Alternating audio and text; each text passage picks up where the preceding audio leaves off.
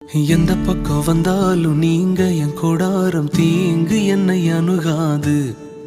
துர்ச்சன பிரவாகம் சூழ்ந்திட வந்தாலும் துளியும் என்னை நெருங்காது.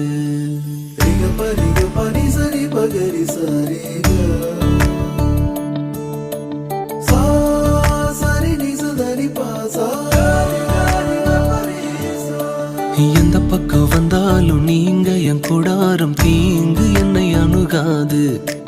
துர்ச்சன பிரவாகம் சூழ்ந்திட நின்றாலும் துளியும் என்னை நெருங்காது. சிறு வெள்ளாட்டு கிடை போல் கிடந்தே உம் நிழலில் என் தன்